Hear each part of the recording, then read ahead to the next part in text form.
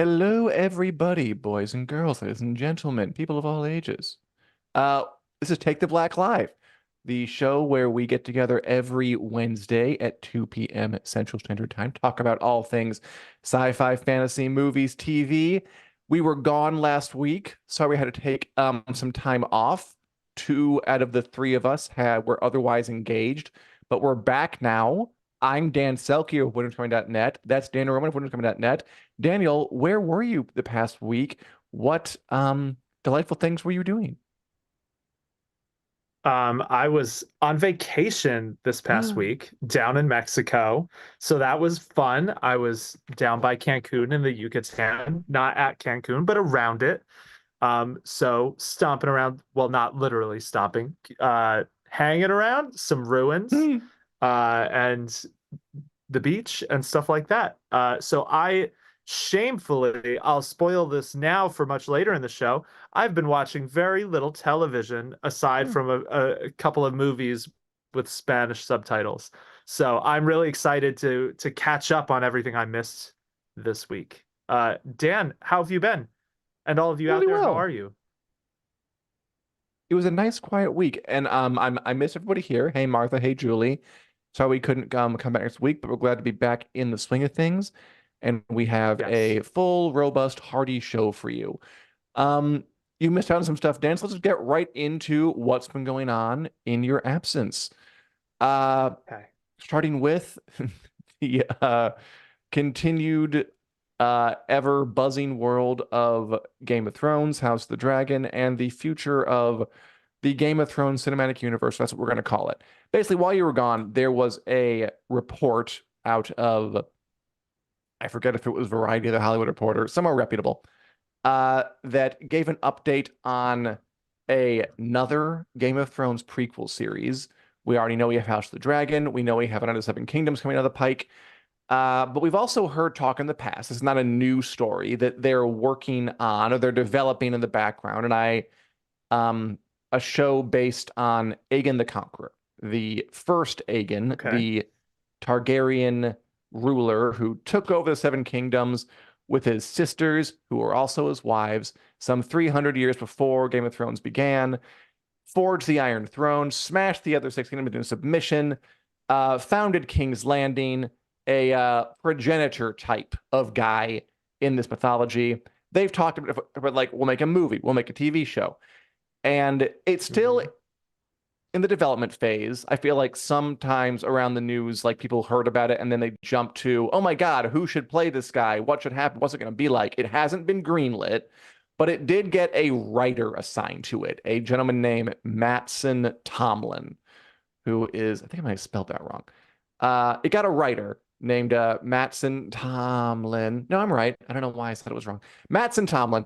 He's a writer who worked on the Batman. He's writing the Batman Part Two, Okay. which is that's the title, by the way. And he's been hired to work this idea. Again, not a guarantee it's going to happen. And so my question for you is, do you want it to happen? Why or why not? Do you greet this announcement or this news with trepidation or excitement?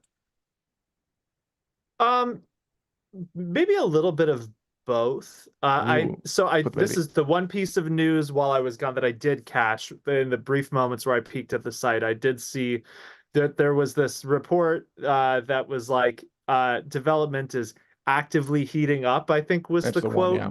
on Getting hot. an Aegon the Conqueror show. And to some extent, when I see a report like that, it feels a little like it's very similar to previous things we've heard. Sure. Yeah, I feel like there was one a while ago that was like they're seriously discussing an Aegon the Conqueror prequel. So Yes, I I'm think you're not right. really like over the moon excited about the news that it's actively heating up. Um, because when I hear that, so my initial thought when I heard this was, I bet they're trying to get this kind of lined up for after House of the Dragon, which would be like the smart thing to do because Hmm. they have two spin-offs in development. House of the Dragon has a finite endpoint, presumably, or like the Dance of the Dragons portion of House of the Dragon. like I would be really shocked if it goes past 4 seasons. So, Aegon's like that's the next logical choice. So, I'd be excited to watch it. I'm not chomping at the bit for it because we've got, season 2 of House of the Dragon coming up. We've got A Knight of the Seven Kingdoms, The Hedge Knight, coming out after that. Presumably, we'll see A Knight of the Seven Kingdoms, The Sworn Sword come along before the Aegon the Conqueror show too. Um, if that does well enough that they do more seasons. So I'm excited for it, but I'm not losing my mind. What are your thoughts on this, Dan? Are you stoked? Are you nervous? Where do we go I from here? could not agree with you more than I do right now. I think that's perfect. Yeah. Okay. They shouldn't do it. I think we've seen recently that over scheduling entries in a Yeah. franchise probably bad for the franchise. We might get to this a little bit later, but in the past couple of days, there have been some big Marvel announcements. There's been Hmm. this Deadpool and Wolverine movie. There's been this news about the Yeah. Fantastic Four, which we'll get to. And it struck me that both of them were generating a lot of hype. And Hmm. pretty much the Deadpool movie is the only Marvel thing coming out this year. And then the Fantastic Four thing is a big thing we're working toward for a while. And I'm like, huh, a Marvel movie generating hype. And I think part of it is because it's not surrounded by 18 other things. I think we are getting, like, some studios are getting the lesson that more is not Yeah. better, it's just more. So I would not want them to make an Aegon the Conqueror show concurrent with House of the Dragon or Night of the Seven Kingdoms. But after House of the Dragon, sure, to keep it going, yeah, I think that's a good idea. House of the Dragon wraps up. We wait 2 years between seasons and we continue. I mean, they could even still call it House of the Dragon if they really wanted to, and just keep it up Yes. with Aegon the Conqueror, just like skip back 150 years in time and have, Henry Cavill as Aegon the Conqueror and Catherine Winnick as Visenya, whatever else the fans like to do with it. So I completely agree with you. I think that's the best way, and I think that's probably what will happen when we Yeah. get a third spinoff announced to be like running concurrently. That's when we know things have gone too far, I think. And until that point happens, I choose to believe that they are keeping a lid on excess. Yeah, I mean, I think that just kind of where we're at with House of the Dragon, it would make sense if they, maybe announced another spin-off in the next year or two that they were going to move forward with. Sure. Because even if they did that, it probably would still, could feasibly line up with either airing around the end of House of the Dragon or right after it, like if they start casting it in like a year or two type thing. Um, and Aegon, I thought of what you just said too. So apparently we're very much in agreement on this. That it could, be a way to continue House of the Dragon, which Mhm. is something we've heard kicked around a bit. That it could be an anthology series of different periods of the Targaryen dynasty. And yeah, Aegon, like that is the logical next one to do. If you're gonna do like different periods of Targaryen history as rulers of Westeros. Um, you know, where Aegon is the next one. Like, there's a reason that Sure. Fire and Blood starts with like 100 pages of Aegon and then ends with like 150 pages of the Dance of the Dragons. Like, those are probably the two most substantial pieces of that early Targaryen dynasty tapestry. So, yeah, Henry Cavill, I did like your editorial where you talked about why you thought they shouldn't cast Henry Cavill. Um, I'm kind of in agreement. I love me some Henry Cavill. I think, people loved him as Geralt of Rivia. And, once you see him in the white wig, it's easy to imagine him in another white wig. But, Aegon is kind of an upstart, and I can't believe I'm gonna say this, but some of the pictures that I've seen of Egon and like the world books, uh, almost remind me more of like a Timothy Chalamet type of person than a Henry Cavill. Like he's kind of like he doesn't look like the big broad-shouldered hero in some of the artwork in like the World of Ice and Fire. So I think they should cast some unknown. Keep us on our toes. You don't need a huge name for it. Um, but yeah, the internet has some ideas though beyond Henry Of Cavill, course it right? I does. saw you kicking around some actor that I don't know named Harry Goodwins, who I guess is getting Dreamcast a lot. What's the deal there? I mean, by the way, Ben Jack disagrees with you that they don't need a big name. He thinks they do over in our comments. Good to see all of you again. Good to see you. Okay, Fantasy fan thinks they need a big name actor to play Egan. Uh sorry, that was Fantasy fan. fair enough. I tend to agree with you. Well, not about Chalamet, but they've never I'm really, I guess the one not saying big I name want actor Chalamet. they yes you are. I guess the one big name actor they did cast was Sean Bean as Ned Stark, and it did work out. So I'm not Mhm. opposed to a big name, but I like the idea of going somewhere else. And I feel like people are kind of turning on Henry Cavill. He was just it's just such a blatantly obvious choice. And it always comes up. But when I looked into it this time, folks online are more like, not the Cavill stuff again. Henry Cavill again. Aren't we past this? And I don't know, Yeah. one person that I came across that got a lot of hits was this dude, Henry Goodwins. I don't know, he's English. Just English model and actor who apparently posted like an image of Aegon on his Instagram. So people were like, "Oh, what is he saying? Secret coded message?" I mean, again, Mm, he's like tall and British and blonde, which I feel like is a little too easy. Honestly, what I got in my head that I kind of like the idea of that I've sort of been chasing in my head for the past couple days. Okay, go with me. And it's a big okay. name. Daniel Okay. Radcliffe as Aegon the Conqueror. I think I'm sure it won't be him. I'm sure it won't be Chalamet. I'm sure it won't be Cavill. I like the idea of going against type. I like the idea if you're going to do this, swerve a little bit, do something a little bit different. The idea of like just the big-shouldered, square-jawed, stalwart kind of off the printing press hero is a little boring to me. Um, and I like the idea of I like the suggestion that he was like a raging alcoholic or something. I know some people on Twitter were saying that was a bad idea, that they would pervert it or something. But I like the idea of zigging or zagging a little bit, making it more interesting. And I have this idea of like this kind of nervous, short king, literally short king, Daniel Radcliffe, just kind of like fidgeting Lee on top of his dragon and taking over the Seven Kingdoms. I really like it. But whatever they end up doing, if they end up doing it, I just hope they keep it up in mind. Like Matt Smith, no one expected him to be good. He was Yeah. kind of shouted down when he was first cast as Daemon Targaryen, and now I feel like he's the breakout star of that show. So I Yep. just hope they keep an open mind when they get to casting, if they get to casting the show even goes into production.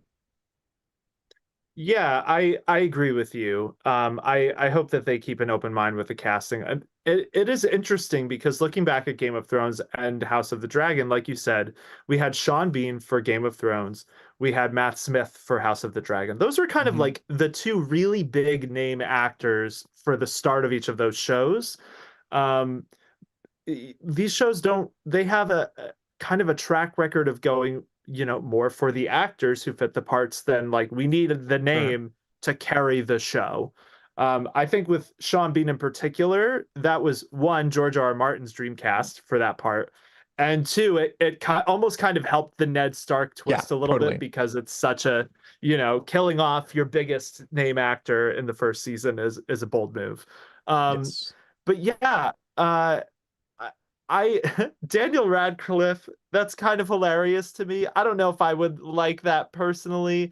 I think it's a tricky thing with Egon. I like the idea of there being twists and layers.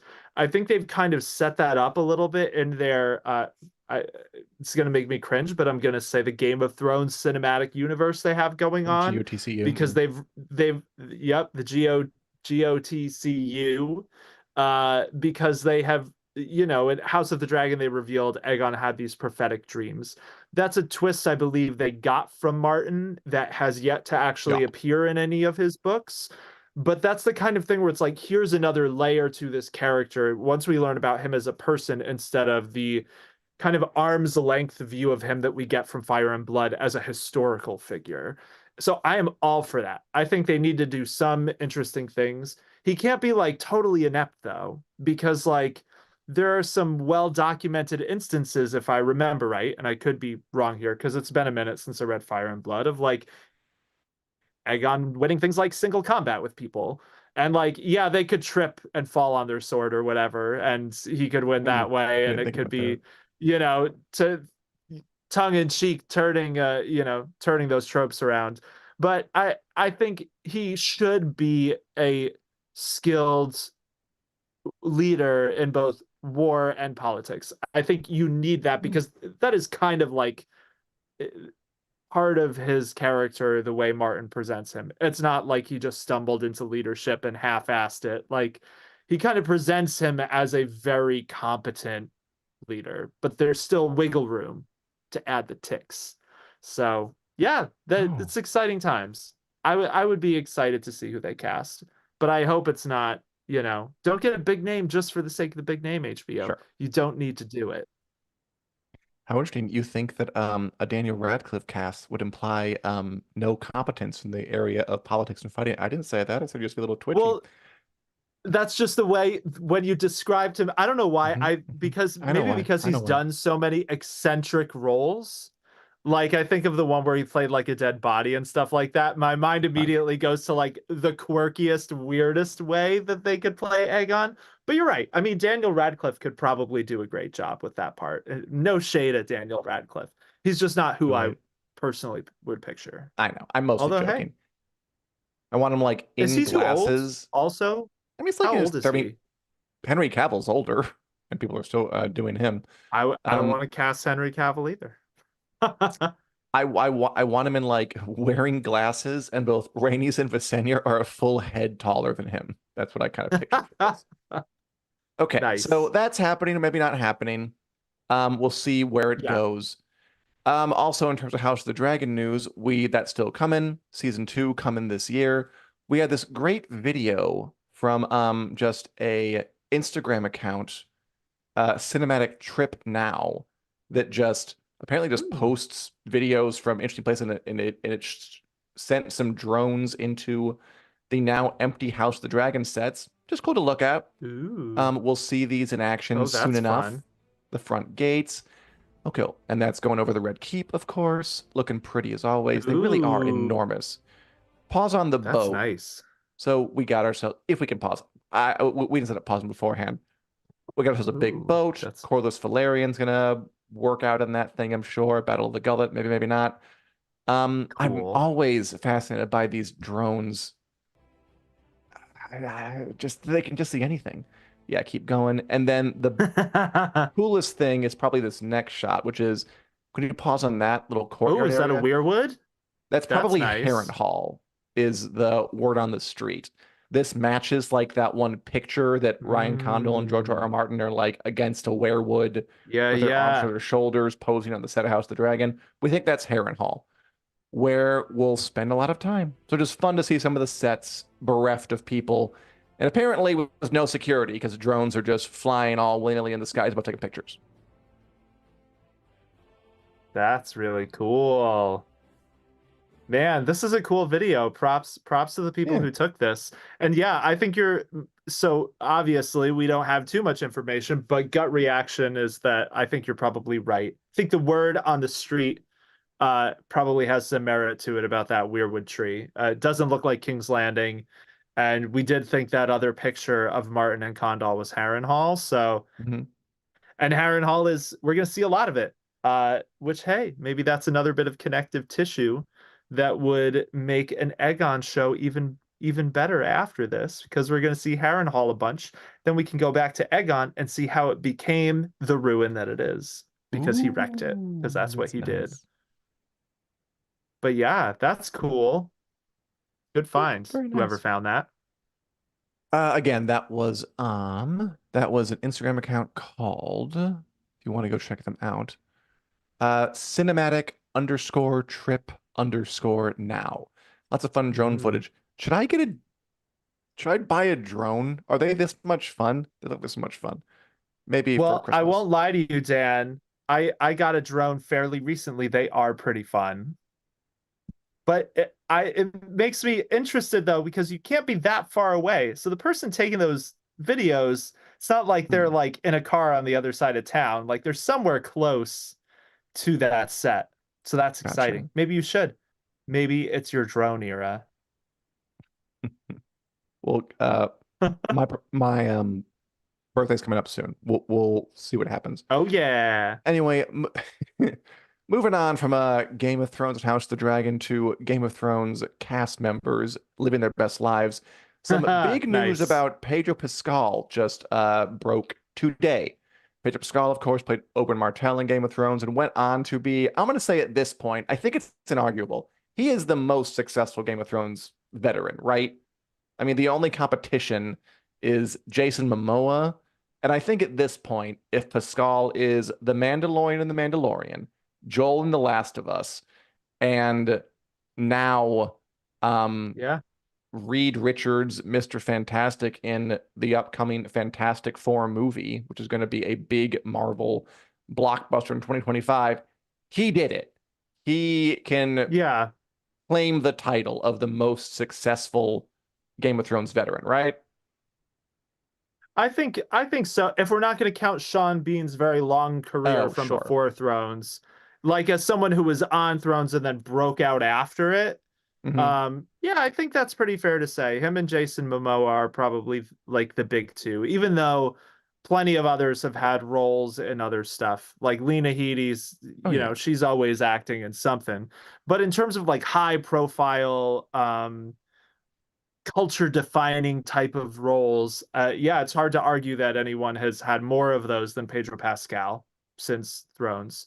Because, yeah, The Mandalorian, Joel, now he's presumably going to be a very key part of the MCU. It's interesting that earlier you said there was a lot of hype surrounding this movie and Deadpool.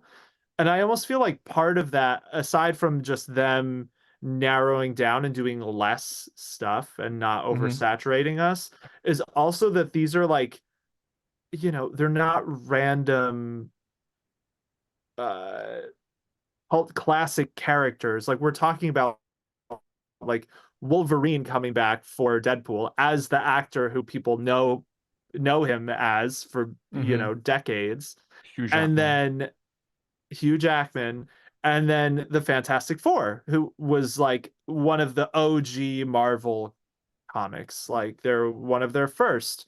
Um, and yeah, so it feels more important than just, oh, they cast so and so in Ant-Man #4, so and so will be in the TV. Like these are really important characters. So yeah, how do you feel about this?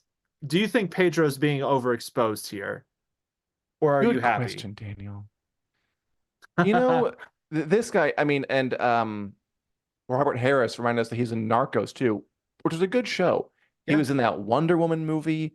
He's going to be in the Hmm. Gladiator sequel. He started Nicolas Yep. Cage in like a kind of Oh, that under was the so radar good. action comedy. It was good. I never saw it, but it looked It was a it very looked cool. fun, very unhinged movie. Nice. The unbearable weight of massive talent. Good title. Yeah. But yeah, he's great. I mean, I want to say he's overexposed because, good Lord, he might be one of the most visible actors working. I mean, by the way, that is concept art, obviously. That is not any image of Pedro Pascal Yep. as Reed Richards, Mr. Fantastic. That is concept art by 21x4 on the Twitter. Looking good. Um, he's got to be in as many high profile projects as like a Chalamet or Oh yeah. even a modern cinematic luminary like Christopher Pratt. But I don't feel like he's overexposed. I feel like maybe he slots into the role of movie star pretty neatly. He's charming. Yeah. Like he doesn't he has like kind of an affability when you hear him in interviews and stuff that makes you I don't know, just kind of say, "Oh, Pedro," you don't really get annoyed at his attitude. And he also gives Yeah. sort of different performances in movies. Like in Narcos, it's a very like Yeah. straightforward drama. He's like a serious drama about drug running, but he can also switch it up and do, or The Last of Us is also pretty serious drama too. But Mhm. in a thing like this, the Fantastic Four or the Wonder Woman, he's much more heightened superhero kind of action comedy gear. So I don't feel like I'm exhausted. Like I don't feel like I'm saying the same thing over and over and over again. So maybe it's not that he's overexposed. Maybe that movie stars just got to be movie stars and be in as many things as possible. Put their faces out there, see their faces 30 feet tall on a giant screen, and just make it work. I don't think he's overexposed. I don't feel like I dislike him for doing this. But even though like my left side of my brain wants to say he's in too many places at once, I'm not tired of seeing him. So go off, Yeah. Pedro Pascal. Host SNL some more. Yeah, I think maybe toeing that line, and your point about him giving very different performances, I think is a good one. I think that helps because it's not just, oh, they got Pedro Pascal. Now we know it's going to be the exact Yeah. same type of performance in that movie. Like he really is switching it up quite a bit. Between all of these different projects, from serious to much goofier. And this is presumably going to be kind of a little bit on that funnier, or let's say more I would fun assume. end of the spectrum than something like Joel. Um, so yeah, I'm excited to see him in this. I do think it's interesting some of these castings. So we didn't get just Pedro. We got all Yeah. four Fantastic Four. So Vanessa Kirby is playing the Invisible Woman. Hmm. Eben Moss Backrack, hope I'm saying your name right, is playing Ben Grimm slash The The Thing. bear. He's from The Bear. Vanessa Kirby, I think you said, is from The Crown. She Um, is. and and then we've got Joseph Quinn from Stranger Things. This was the one I didn't see coming, playing the Human Torch. Because we'd heard rumors about Pedro, we'd heard rumors about Eben as Ben Grimm. I can't remember hearing any rumors about Joseph Quinn as the Human Torch, and that got me psyched because he was just wonderful in Stranger Things season 4. I can't wait to see what he does with a part like this. Um, so yeah, this should be pretty fun. I'm kind of looking forward to the Fantastic Four movie, and I'll be honest, I don't even particularly love the Fantastic Four all that much. But they got a good cast on their hands. I never saw any of the other Fantastic Four movies because there have been quite a few, like in our lifetimes, in the Yeah, past like 15, 20 years. I never yes. saw any of them. I wasn't interested. But and I'm not sure if I'll see this when it comes up, but I do think that Marvel is making some good choices, like you said, kind of making movies about big deals and getting folks excited. This is a good Yeah. way to do it. Although I'll note that remember, at their peak, at the peak of their power, they could get people excited about heroes no one had heard of. Like the Guardians of the Galaxy, for Mhm. example, were a nobody franchise that blew up because Marvel made them. They Yes. and maybe they lost that ability because they lost the trust of the audience after a while, after shotgunning us with like thing after thing after thing after thing. They might, if I were them, and it feels like this is what they are doing. I would build again. I would choose some really high profile projects like Deadpool and Fantastic Four and just concentrate on making really good movies rather than this sort of vast interconnected thing they'd been going toward for a while. And maybe when everyone trusts them again, they can go too far and interconnect things Yeah. once again.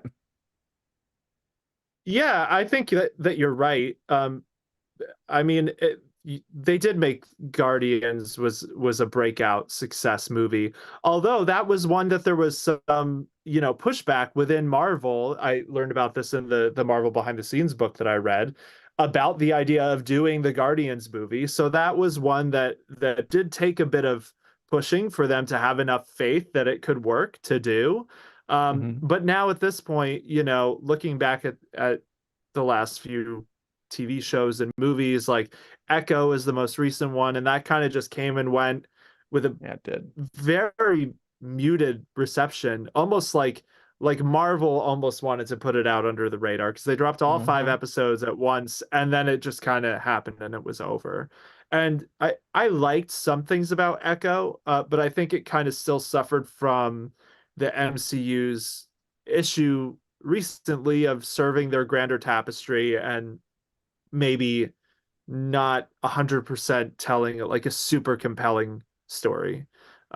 There were things I liked about it a lot, but it didn't feel like they had like a big grand thing they were telling with Echo, even though there was a lot of great stuff about it.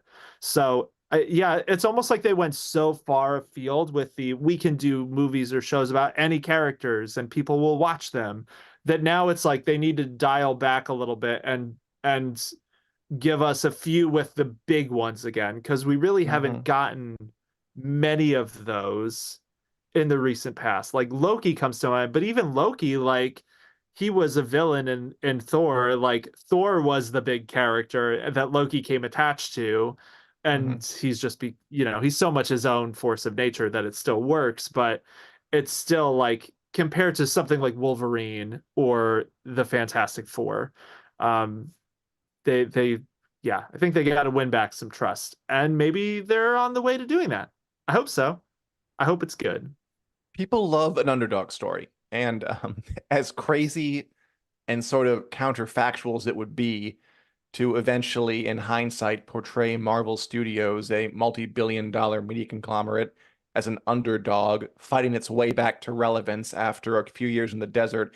I think it could happen. I think in a few years, if they keep Yeah. making good decisions, we could look at it and say, like, Marvel's back, rah. And then we'll, look at ourselves in the mirror and then realize we're saying something silly and move on with our lives. Yeah. Nicole just watched The Marvels, and good Lord, that was terrible. I did not, although I think you did. Uh I Takes all did kinds, Daniel. respectfully disagree, Nicole, but that's fair if you didn't like it. I thought The Marvels was a lot of fun. I think The Marvels, if it had come out like 3 years ago, would have had a totally different reception. Like same exact movie, but a few years ago. I do think The Marvels suffered a little bit from where the MCU is right now. But that's fair. Sorry you hated it, Nicole. Hope you can find love in your heart for whatever Marvel wants to show you next. What a nice response. Speaking of Nicole watching stuff, other folk watching stuff, Daniel, I know that you were on vacation, probably didn't watch much, but anything on your Not docket? I really. know you watched the Halo show. Yeah, I started Halo. I have to watch, so I've only seen the premiere of it because I didn't have time to watch the first two before I left for vacation, and they did a two-episode premiere. The third one drops tomorrow, so I am gonna try to get caught up on Halo for tomorrow for the new one. Um, it's interesting. I It's think bad. Halo, when it remembers what it's about, it's good. So, like the first episode that I watched has this extended sequence at the beginning of the Master Chief, like, and his Spartan buddies, like Name. going down onto this planet, and the planet gets attacked by the Covenant, and that whole sequence was really pretty solid. I thought they did Yes. a surprisingly good job of conveying like the emotion of this super soldier who's like he basically like getting into spoilers a little bit he gets caught out by himself and there are a few moments of like oh he's totally screwed and he knows it and that I thought worked really well but then when they get to the like we're going to insert politics into this in ways to like Hmm. kind of like make artificial tension almost like people mouthing off to the Master Chief and it's like this just seems totally unbelievable because you've built up these characters in such a way that it just doesn't really make sense. The side stories about other characters, like I forget the character's name, the one played by Bokeem Woodbine, I think. Um, his story feels like it's just really kind of floundering. So when Halo focuses on its main story about the Master Chief and humanity and the Covenant, I'm enjoying it. It's when it gets into the weeds with everything else, I don't think it really stands up very well. So we'll see. I'm gonna watch more of it. but that's what's the main thing I'm watching right now. What about you, Dan? What have you been getting into whilst I was away?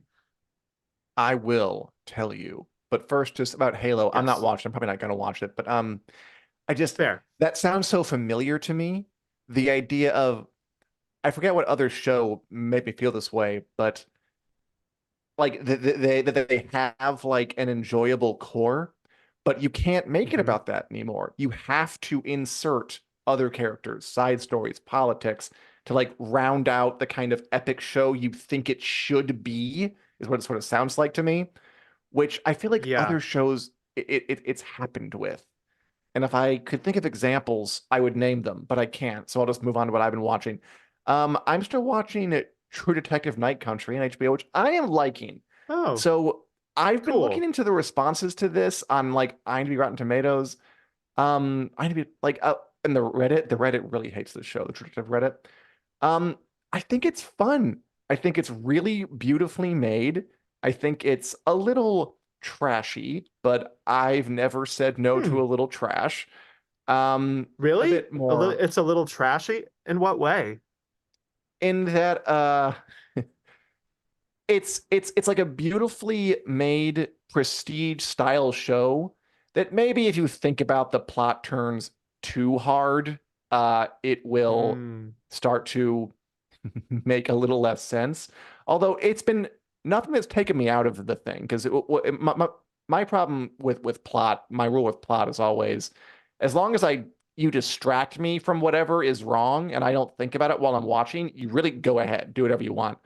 Um, I think Yeah. it's a successful show if it does that. And it's done that. I like the characters, all the performances. I'm intrigued by the mystery. I've watched the finale, by the way. So the finale airs this Sunday. I've already watched it. I've already written a Oh, review. cool. I thought it was well done. I've been entertained by this show. And a lot of the criticism has been from like the kind of the older fans has been very harsh. And I think it's a little unwarranted. I think it's been a good time. I don't think it's at the level of the first season, but there isn't much that is. I would comfortably recommend this as the second best True Detective season that I've watched, and I hope people Wow. enjoy the finale. I think it's been a good That's time. cool. That's cool that you would say it's the second best. I Yeah, think so. it makes me it what you said about people on Reddit really hating this. I remember something similar about Percy Jackson. There were a lot of people They did not like on that. the Yeah, Reddit hating on Percy Jackson, which I liked Percy Jackson. It had strengths and weaknesses, I think. But as a whole, I thought it was a fun ride. I think it was very accessible for like families no, to watch it, which is something they yes, clearly set out to do. Um, but I can't help but think of what George R. R. Martin said in that post recently about the internet being filled with anti-fans who are more happy to dance on the graves of failed shows than talk about what they like. And hearing about like some of these subreddits that are, just hating on the new True Detective, just for whatever reason, makes me think of that. Um, and also, I just need to slip this in there. I thought of you and this show while I was on vacation because I did watch a few minutes of True aw, Detective in Spanish of oh this really? season, and that was pretty fun. Yeah, Jodie Hmm. Foster overdubbed was a good time. That's But cool. that's not the only thing you'll be watching, right? You have something else coming up that I am very excited for you about. Me too. Although before I get to that, I want to read this comment from a fantasy fan. They hope we talk about the canceled Game of Thrones project Blood Moon with Naomi Watts in it. That was kind of You like want to two talk? weeks ago. Fantasy fan, like there were some new images of this canceled Game of Thrones prequel, and they were around, and it's Mm-hmm. interesting. Fun fact: the woman who directed the Game of Thrones canceled prequel Blood Moon, S.J. Clarkson, also directed Madam Web, coming out this Friday to I atrocious was, reviews. uh, Uh, yeah, that's really all I have to say about it. It's cool. We'll probably never see it. Blood Moon, that is. And Madam Web as well. I'm probably not going to see that one. But just a fun little side yeah, story that it'll always be a thing that got away. Probably for the best. I imagine that it probably wasn't what they were looking for, and House the Dragon probably the better way to go. But I'll always wonder a little yeah. bit what could have been if they had gone with that one. Yeah, same. I'll always be curious about Blood Moon. I it's definitely I just want to see it. Just let us see the Me too. pilot, Yeah. HBO. You don't need to I'd pay put it in a for it. vault. Like, I'd pay for it. Let us give you money You want our to give us money? a thing you're just gonna lock away anyway. Um, yeah, I mean, so I'm not gonna judge S.J. Clarkson by Madam Web, which I have not seen either. I have full confidence that it's probably terrible. No, they're And great. that's no shade at the director or anyone There's who really worked not. on it, but it's just Sony's track record with these with its Spider-Man villain universe. I just don't think they've made great choices, and I think conceptually Madam Web as its own story with like a young Madam Web, like she's traditionally in the comics shown as like an older woman pulling Yeah. the strings to like teach Spider-Man about the multiverse. So doing it in this way just like the concept to me feels flawed. It's Um, so so it's an like uphill battle no matter who's attached. it's so like 1950s style. Like we got to make a movie about this lady. She's old. No, we need a hot one. We need a hot young Madam Web who's like gonna be sexy and walk around in skirts. It's very. It feels very old fashioned. It'll It's probably be bad, definitely a but yeah, weird it's. choice. But we can move on from Madam Web. I don't think we're gonna see it. Yeah. I'm seeing Dune Part Two early. Next week, I Ooh, believe, or maybe the week after. Soon. I'm seeing it soon. Dune Part that's Two. I can exciting. see it in the theater early. That'd be exciting to review it. I'm excited about that because I loved the first Dune movie. I like the Dune books, and I'm looking forward to seeing what could be a pretty big movie event like this. I feel like the first Dune movie was a hit, and its reputation has remained very sterling since it came out a couple of years ago. Hmm. And this movie will be bigger and more action oriented and kind of pay off a lot of what Dune set up. So I'm expecting this to be a Yeah. big one. So I'm really looking forward. And I think that the director, Denis Villeneuve, is really, really talented. I think the cast is just exploding with stars. This could be a big movie event. So I'm looking forward to that. Also, in terms of books, I wanted to just tell you Oh, that I recently finished The Shadow Rising for the Wheel of Time. We should oh talk about that yeah. sometime. And I'm very Nice. We nearly definitely done should. with Mistborn. I keep meaning to bring this on the show, and I keep forgetting. Cruising. The Nice. first Mistborn book. I only have like this much left. So like by next Okay. week, I should be done, and we can talk about that because I have Yeah. thoughts. Yeah, I'm curious what your thoughts are. You want to save them for next week? Do you want to give us a teaser of how you're feeling about Mistborn right now? Because I you're pretty think, close to the end. You're yeah, cruising. I think it's decent. I think it's good. I Yeah. think it's good. I want to say words that come to mind are meat and potatoes.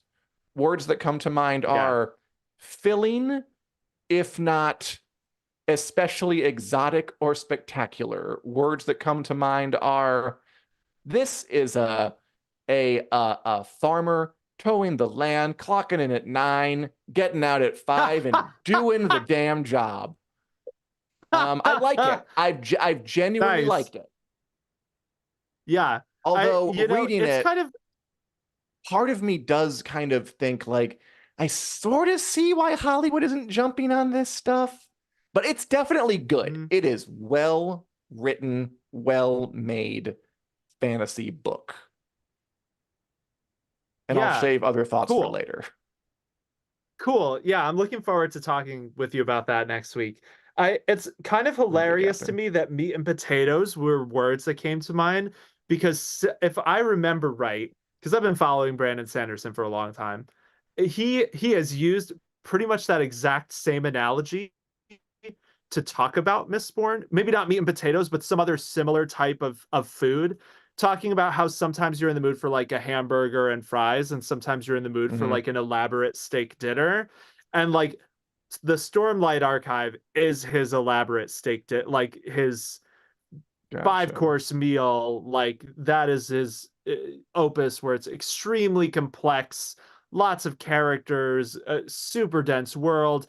And Mistborn is a little bit more like the hamburger and fries, where it's like it still gets complex as it goes on, and he weaves in more characters and stuff, but it's not meant to be this sprawling thing where you can't keep track of everyone's name and stuff like that. It's not Hmm. that type of series. Gotcha. So That makes sense. your thoughts that you've shared um, feel really on point to me, and I'm curious to hear what more you have to say. And also interesting about Hollywood not jumping at it. I do think there's a lot to unpack there, and I don't There disagree with is. you. Um, We should do a whole special cool. on Sanderson and stuff once I've. By the way, my We plans are like should. I'm gonna read the first three Mistborn books, and like maybe if I'm inspired, I'll Yeah, read the others. But I think a trilogy is good. I mean, look, if that's J.R.R. yeah. Tolkien can make the foundations for a whole genre with a book trilogy, like a trilogy should be enough to like make your statement, I think. But we can talk about that later. For now, Yeah. why don't we go on to the WiC News Lightning Round, the first since you've been back, which what of course it what never Let's mind. do it. Where we go over some stories with no time to get to in the main body of the show and give our 20-second opinions, no more, no less. And thanks for all the comments, everybody. Fantasy fan opines that I think the Madam Web movie is in the past, before Peter Parker was born, so in modern times, stage much older. True. Um, Yeah, that could sure. be it. Although I think I mean, it looks like it's in the modern day. But they still I mean, chose it to doesn't make a really movie about a matter. younger, Madam Web, where it's not really the icon people Exactly. know. Yeah, that's my issue. It doesn't really matter when it's set to me. Yeah. It's just it's again, it's more the like this is the Madam Web origin story, but she's not going to be an old lady by the end of this movie. So Well, you don't know that. yeah, the I think that the Sony villain origin movies, it's just, do we really need whole movies for these villains, or these Madam Web isn't even a villain, but it kind of fits that same mold where it's Sure. taking a tertiary Spider-Man character and making a whole movie about him. And I really think I don't think that has worked for any of them except for Venom, because Venom Yeah, is, kind of work for you them. know, thinking of Spider-Man characters, Venom is one of the ones who obviously can hold his own movie. Like Venom Hmm. has had his own comic runs and stuff. That I don't hate that. Even though I was resistant at first, I liked Venom more than I thought I would. Um, so yeah, I might see it just because I'm curious, but I'm not excited to see it. Yeah. Well, maybe you'll be excited for some of these lightning round questions. Daniel, Yes, why don't you? probably. Okay, I didn't put these in any order. I'm just gonna go ahead and ask. You ask me first. Okay, Deadpool 3 is officially called Deadpool and Wolverine. Ryan Reynolds is a genius at marketing. That's mainly what I think he is Yep. best at. I really do. He's turned these movies into events. This will be an event movie. And he It knows what will. people want, and he wants to give it to them. He wants to have Hugh Jackman back. Mm-hmm. He wants to have a buddy thing. He wants to make people just, he's so, so smart at this stuff. So kudos, And it's really. perfect for that character. It is true. Yeah, he found a really good niche. Okay. Okay. Um, Daniel, I wanted your take on this because I think it's very interesting. So, did you know that two Wheel of Time books, like the eighth and the ninth, Path of Daggers and Winter's Heart, have been pulled from school libraries in Escambia County in Florida, pending investigations into their inappropriate sexual content? No, I did not know this until the show. I think that is so ridiculous. Be like, one, why those two? Because I'm trying to think back, and I'm sure there are scenes in those two, but like they're far from the only Wheel of Time books with any sexual content. Like, what is it about those two? Yeah, Wheel of Time is Yeah, so it chaste really is. compared to so many books that if you're pulling those, it's like, how did we get here? um, Questions been I raised. yeah, Florida, do some soul searching, man. What are we doing? Okay. So Game of Thrones adjacent news. Kit Mhm. Harington, that's Jon Snow, and Sophie Turner, that's Sansa Stark. They're Yeah, going to reunite in a medieval horror film called The Dreadful.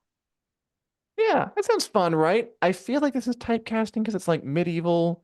Although it sounds like Kit Harington plays like the monster or like the one that Turner should be afraid of. he like returns from Yeah. the Crusades or something, and she's with her mother-in-law in an isolated village during the War of the Roses, also Game of Thrones. Cool, could be fun. Yeah. Too early to tell, but it's the idea of the reunion is fun. All right, 20 seconds, but bam. Hey, Daniel, look at Totally this. fun. This is an image from the Yes. set of The Last of Us Season 2. It's the Green Place Market, which Ooh. is a market you explore with Dina as Ellie in the game. I looked it up. Yeah, I love it. If I remember right, that's right at the beginning of the game when Yeah. they're on patrol together. You go there, they see some zombies. The Last of Us season 2 is filming. I think that's so Yeah. exciting. I love seeing these sets that are from the game. I can The Last of Us Part 2 is like in my opinion, like the Breaking Bad of video games. I can't wait to see how they Ooh, bring it to television. nice. I Yeah. Okay. So uh I this makes me uncomfortable, this next one. So there is a rumor. I don't know. Tell us if there's any credibility to this rumor, Dan. But the rumor is that David Fincher is quietly working, in quotes, on an English remake of Squid Game. It's from like a scoop person who gets some things right and some things wrong. I would Hmm. not, this is not a guarantee at all. And I'm gonna go ahead and say no because it doesn't make if I were Netflix, I wouldn't want to do this. Like the original show is Yeah. so popular. I don't know why you'd want to dilute that. The original show proved that you don't need an English language remake to be successful. Like, which is kind of Yes. a new frontier. Okay, moving on, because that's the buzzer. Send it off. And I don't want to make the buzzer gods mad, but I don't like the idea. I hope it doesn't happen. And I don't think it will. Sorry. Jeez. Okay. Um, okay. Richard's had enough. Daniel, will, will you Yes. watch Millie Bobby Brown? Okay. Wait, we have to move on or we'll get angry again. Daniel, Millie Bobby Brown of now it's just playing with us. Millie Bobby Brown of Stranger Things fame is in a new movie called Damsel on Netflix, a fantasy movie where she's sacrificed to a dragon but has to girl boss her way out of it. It's coming out March 8th. Are you interested? Um, I mean, not particular. I mean, I'm like intrigued. I'm sure I'll watch it on a day when I have nothing else to watch, but I'm not like super. I'm not super stoked. Mm. Netflix has had a weird run with some of these things, so I expect it to be middling, even if Millie Bobby Brown's great. Um, so let's call it an even 5 out of. We'll round up to 6 out of 10 for Millie. That's my Cool. excitement. Um, Good for okay, you. Dan. The Rings of Power director Charlotte Brandstrom says Mhm. season 2 will be darker, it will be edgier, it will be grittier, and dirty. How do you feel about that? Interesting adjectives to describe the Lord of the Rings show with. I mean, Hmm. my real supposition is that she probably is just speaking extemporaneously and just kind of saying words without much thought put into them. If that's really what it describes, I think it's probably the wrong direction because that's not really Lord of the Rings. It's not dark and edgy and gritty and dirty. But we'll see this year, sometime this year. Where's that release at Amazon? Bezos, get on it. All right, and finally, I'm not You're like sure if you are Mordor, actually cued into dirtier. this, but you're stuck with the final one, so I'll ask it. Um, Hmm. Hulu was making a TV series based on the fantasy novel series A Court of Thorn and Roses by Sarah J. Maas. And apparently Hmm. it's in some trouble. Not 100% canceled, but like on the bubble, maybe on the way out. Are you familiar with that series? Yeah, I'm not super familiar with Sarah J. Maas. I'm familiar, like I know what they are. She Mhm. has a lot of they're romantasy, fantasy, and romance. A lot of people love her books. She has an enormous following. Yes. I don't know why they haven't been adapted yet. Adapting Sarah J. Maas books is a great idea. But yeah, there have been conflicting reports over the past week. Variety said it's canceled. Then I think the Hollywood Reporter said, or EW said, no, it's not. So we're kind of in limbo waiting to hear exactly what's happening, is the See, gist, I think. limbo. And that is our Limbo. that's our show. Daniel, I'm glad you're back. It was fun talking with you. It was fun talking with everybody out there. And Thank you. It was a lot of fun. it was a good time. In the future, we will tell you further ahead of time. That was my fault. Sorry, you guys, that we didn't warn you that we're going to be off. I completely spaced. But we'll tell you in the future if we're going to take a week off. But we probably won't. We're here every Wednesday Never again. at well, wait, let's not go crazy. At 2 p.m. Central Standard Time on the Winter Twain Facebook page and YouTube channel. Also, download some podcast form at iTunes, Google Play, wherever podcasts are available. And check out winterscoming.net, where we write all kinds of interesting, fun opinions, editorials, news pieces about all this sort of stuff. Thanks so much. And I haven't done this in a couple of weeks, so I can't think of a clever sign-off. But thank you for watching, and goodbye. Yeah, take care, all.